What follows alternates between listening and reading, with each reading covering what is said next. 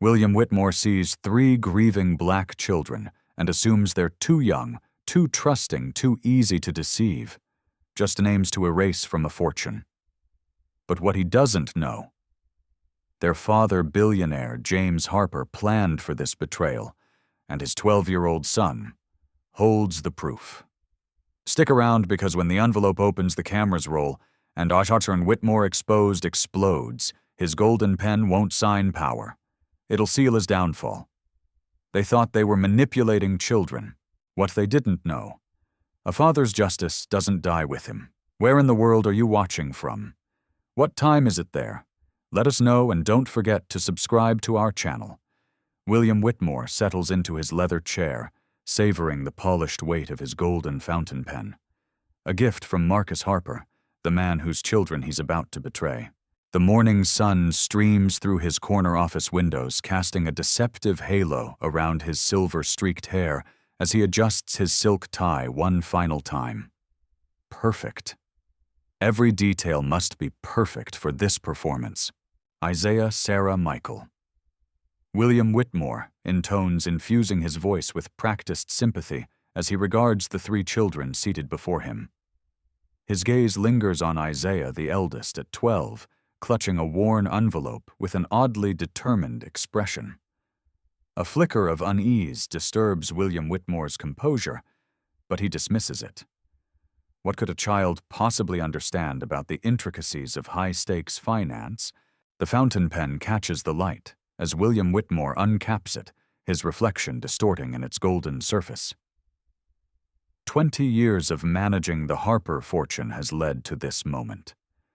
The security camera's red light blinks steadily overhead, recording what he believes will be his crowning achievement: the perfect crime hidden beneath a veneer of legal propriety.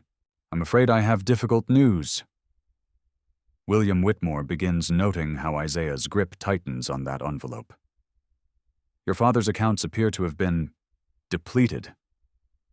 He pauses, measuring their reactions. Sarah's eyes well with tears. Perfect. Michael slumps in his chair. Even better. But Isaiah's jaw sets in a way that eerily mimics his late father's determination. The leather of William Whitmore's chair creaks as he leans forward, golden pen poised over fabricated documents.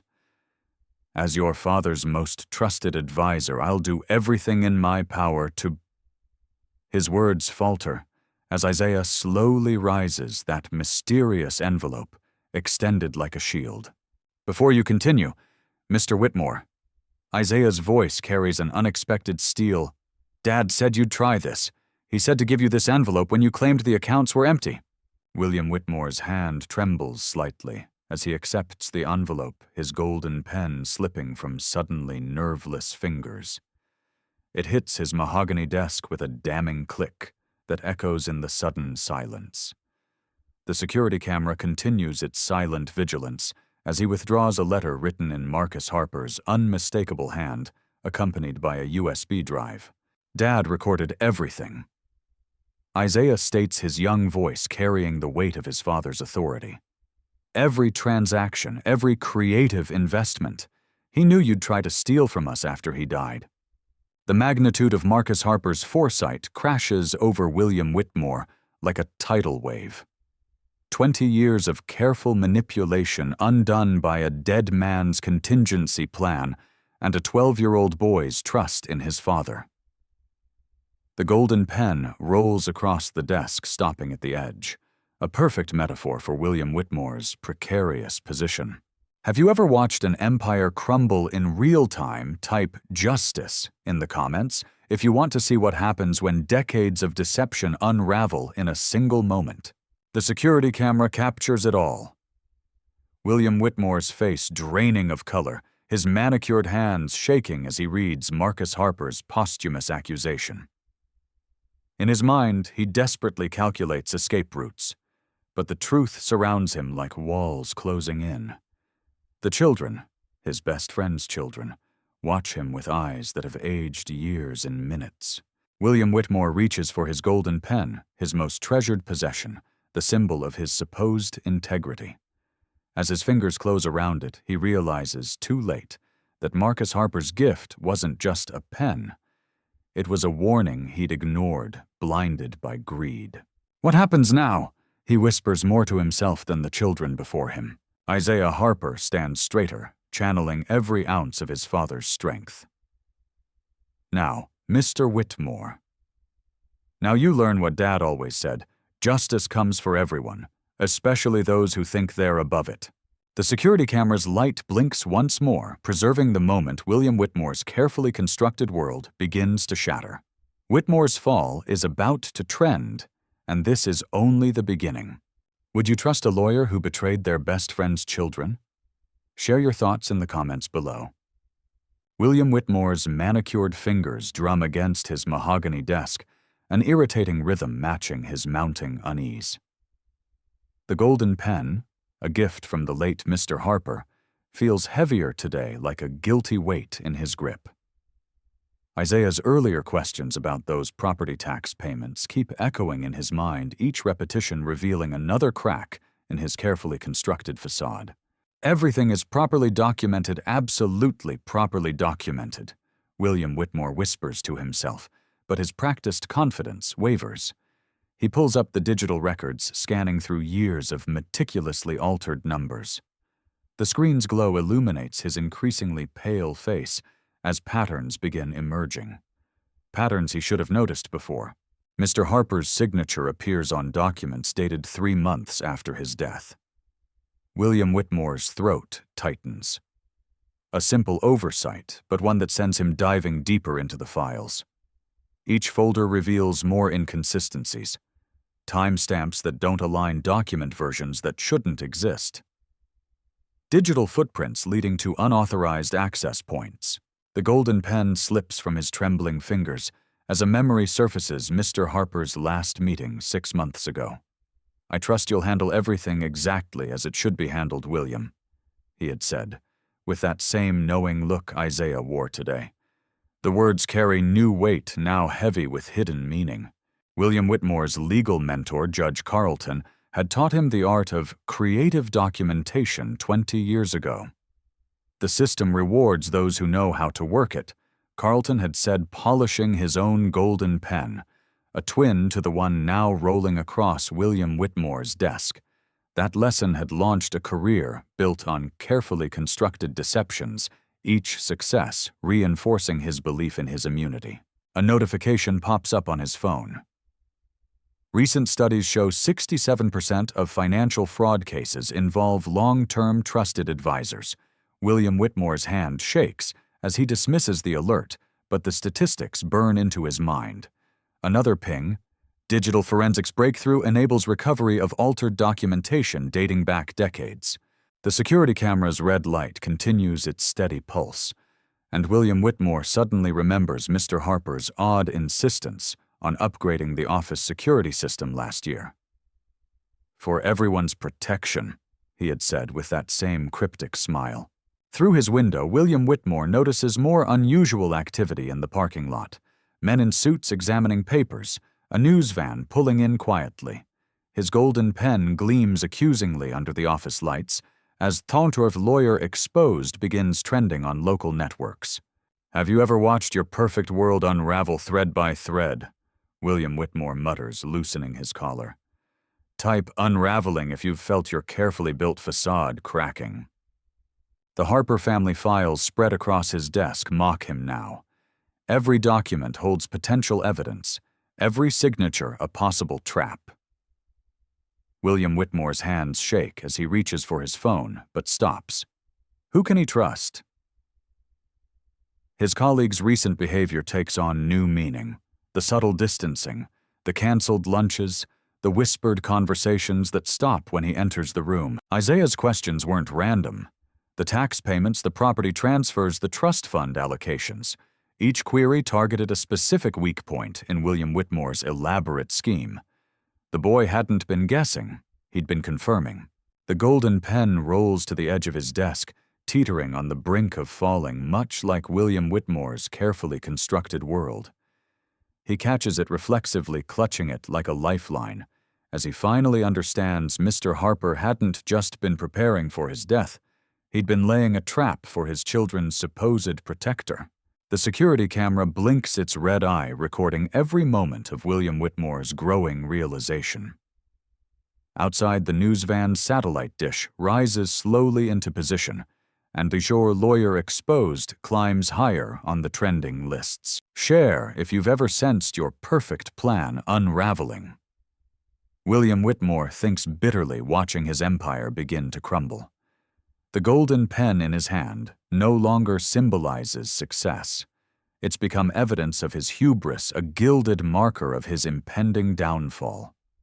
William Whitmore's world spins as he stares at his phone notification after notification, hammering at his composure.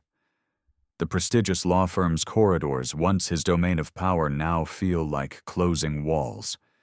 His expensive suit, usually an armor of authority, clings uncomfortably to his sweat-drenched back as another alert chimes. Another transfer flagged, another piece of his carefully constructed scheme exposed. The golden pen. Richard Harper's final gift to him lies accusingly on his mahogany desk. William Whitmore can't stop his hands from trembling as he reaches for it, the weight of betrayal making the once-cherished object feel like molten lead. "I protected you, Richard," he whispers, his voice cracking. "Your children weren't ready for this responsibility. They're too different from us." Security footage from the Harper estate plays on his laptop, footage he thought erased. There he is, searching through Richard's study at midnight, his racist muttering caught clearly on the audio. "Can't let them control this fortune. They'll destroy everything we built." The timestamp matches perfectly with the suspicious transfers he'd initiated.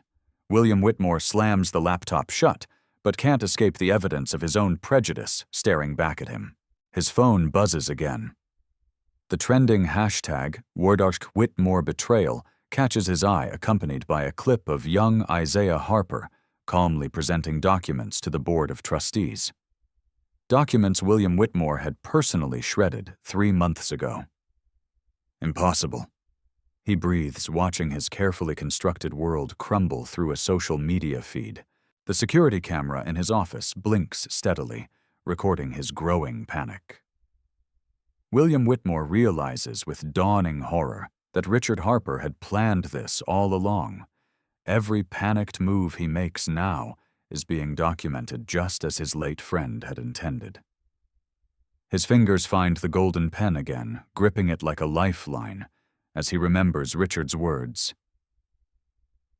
"This pen represents trust, William. Don't make me regret it." Footsteps approach his office. Through the glass walls, he sees his colleagues averting their eyes. The whispers have started. The racial bias that fueled his actions, once hidden behind sophisticated legal jargon and seemingly legitimate concerns, stands naked in the harsh light of exposure. William Whitmore's reputation, built over decades of performing legitimate legal work, dissolves with each passing minute. A final alert lights up his phone. Footage of him calling Isaiah and his siblings "those people" during a private board meeting has surfaced. The comments are brutal, immediate. "Have you seen how a powerful man falls drop one to watch justice unfold?" The golden pen slips from his trembling fingers, clattering against his desk with a sound that echoes like judgment. William Whitmore, the respected family lawyer, sees his reflection in his office window. A man whose prejudice and greed led him to betray not just his friend's trust, but his own proclaimed principles of justice. "Son, Mr. Whitmore." His assistant's voice wavers at the door. "The Board of Ethics is requesting an immediate meeting." William Whitmore straightens his tie, a futile attempt to maintain dignity, as his world implodes. The security camera continues its silent witness, recording every moment of his downfall, just as Richard Harper had planned. The man he'd underestimated had orchestrated the perfect trap, using William Whitmore's own bias and arrogance as the trigger. The golden pen lies abandoned on his desk, no longer a symbol of trust, but a testament to his betrayal. William Whitmore walks toward the boardroom, each step heavy with the weight of consequences he never saw coming until it was too late. Let me craft the rebellion section while maintaining William Whitmore as the antagonist throughout focusing solely on his perspective and emotional journey. My world implodes as Isaiah Harper's small hand holds up his phone, and my carefully constructed facade crumbles. I, William Whitmore, family lawyer and trusted advisor, watch helplessly as my own face appears on the screen, captured in secret meetings, documenting years of calculated manipulation. I trusted you, William. James Harper's voice pierces the air like an accusation from beyond the grave.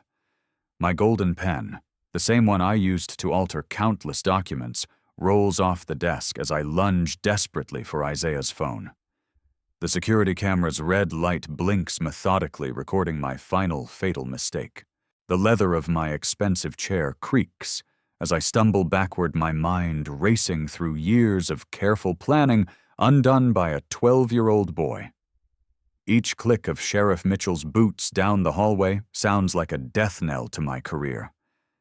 My fingers trace the engraved surface of my golden pen, a gift from James Harper himself, now feeling like a burning brand of shame. Delete it!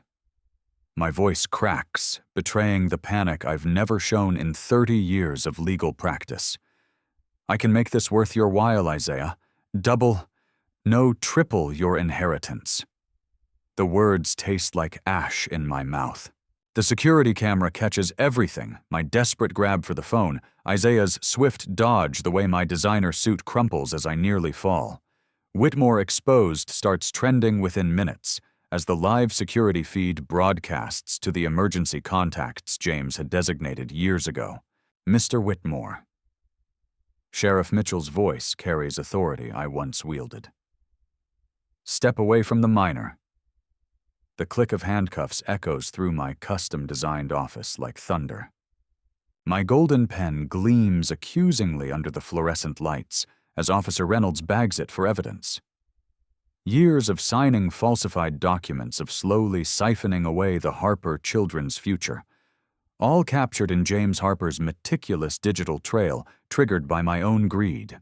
Through the glass walls, I watch my partners' faces turn from confusion to disgust. Sarah Chen. My protege shakes her head and deletes my contact from her phone. The empire I built on betrayal dissolves in real time.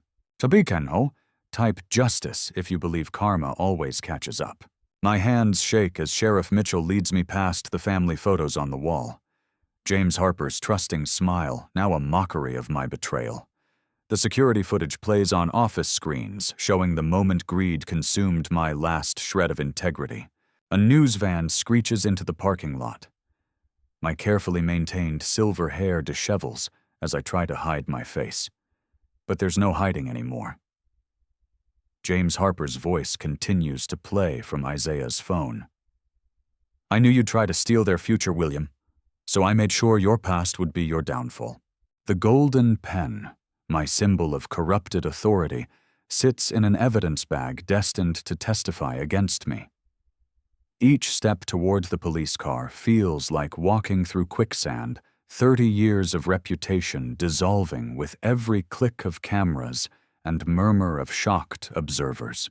Isaiah Harper stands tall, despite his youth, his father's wisdom shining through his eyes. The last thing I see before the police car door closes is my law firm's name being removed from the building's directory. William Whitmore, the trusted family lawyer, exposed by the very family I sought to destroy. Share this video to expose corruption. Whitmore exposed. The handcuffs bite into my wrists. A cold reminder that some betrayals can never be hidden. Not when a father's love reaches beyond the grave to protect his children from wolves in lawyer's clothing.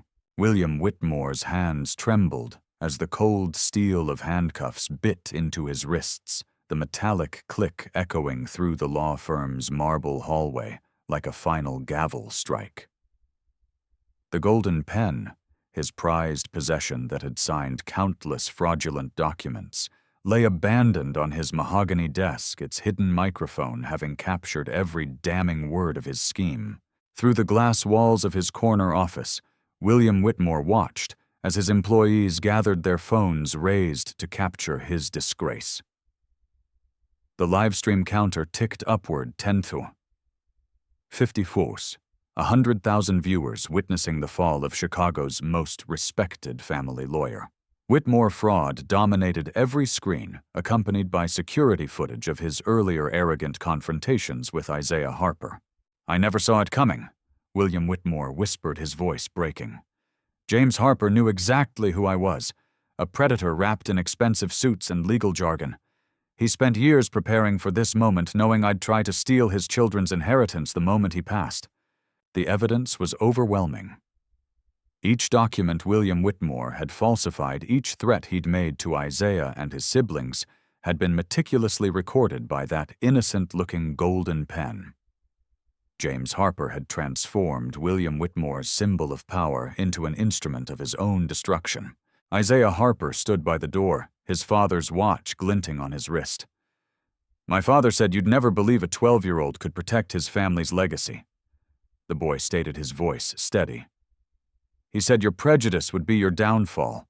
William Whitmore's empire crumbled like a house of cards in a hurricane. CNN was already running the story. Prominent lawyer's scheme exposed by late client's brilliant strategy.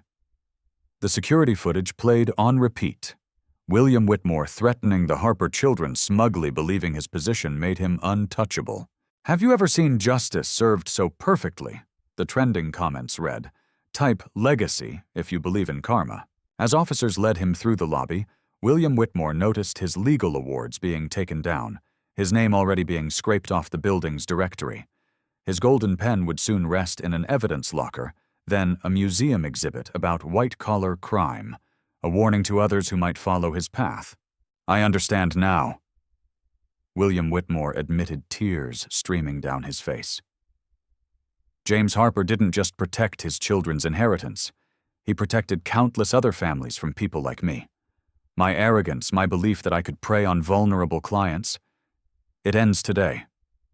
The viral hashtag, #WhitmoreFraud, had evolved into Trump or Harper Justice, celebrating not just William Whitmore's downfall, but the triumph of a father's love and foresight. His confession trended worldwide.